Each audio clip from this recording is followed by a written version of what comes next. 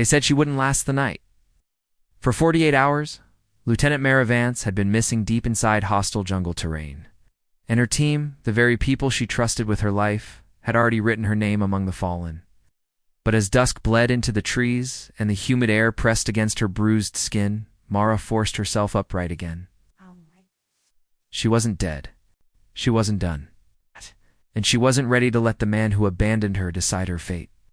Before I tell you what happened next, tell me in the comments where you're rewatching from. I love knowing who's listening.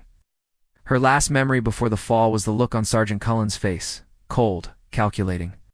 Almost relieved right before he cut her line and sent her plunging into the ravine below. She had trusted him, fought beside him, shared hopes of finishing this mission without casualties. Yet when the ambush came and panic twisted the air, he chose survival over honor. He didn't even check if she was breathing. Mara lay there for hours, ribs burning, leg torn open. Listening to the forest breathe around her, the insects hummed like a warning.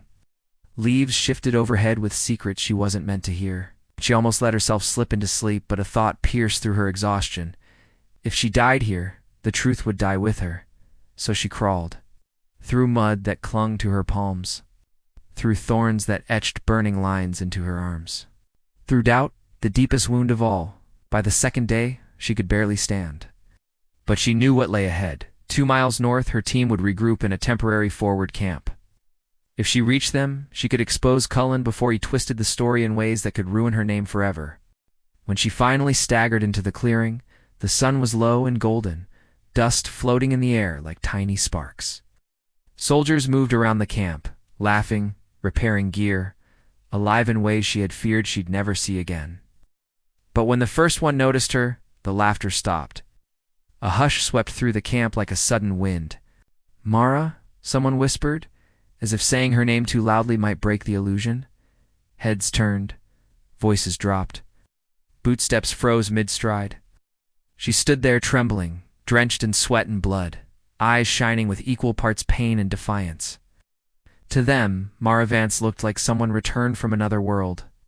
Then Cullen emerged from the tent, his face drained of color. She thought she'd never see him again. She was wrong. For a moment, he just stared at her, his jaw tight. Then, forcing a smile, he stepped forward. "Lieutenant." "We thought you didn't think," she said softly. "You decided." Murmurs rippled through the ranks, not loud, but sharp enough to cut the air. Soldiers exchanged uncertain glances. Some took a step closer, drawn to the tension gathering like a storm. But before Cullen could respond, a sudden boom echoed across the valley. The earth trembled under her feet.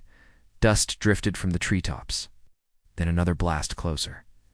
The enemy had followed her trail. Panic surged. Orders were shouted.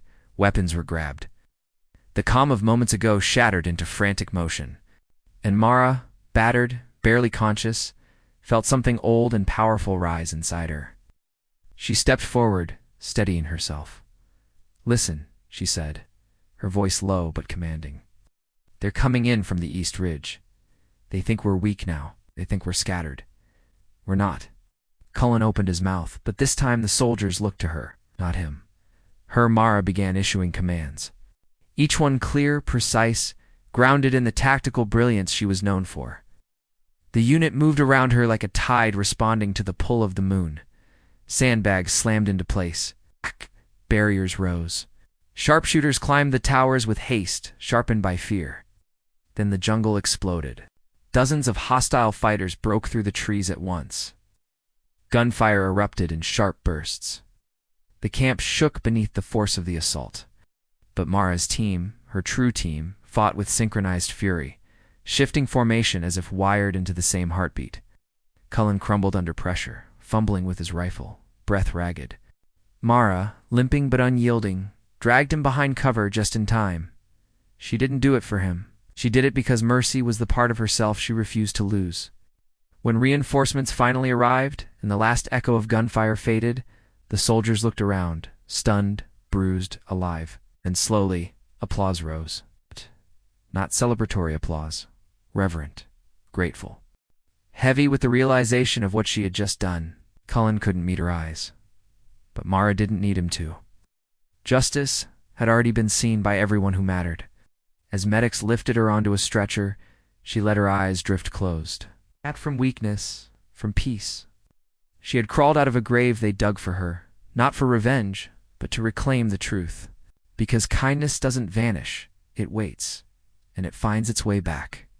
And as the wind moved through the trees, it sounded almost like the forest whispering the same truth she carried through the dark. If this story touched you, share your thoughts in the comments, and subscribe to Whispered Words for more powerful stories told from the heart.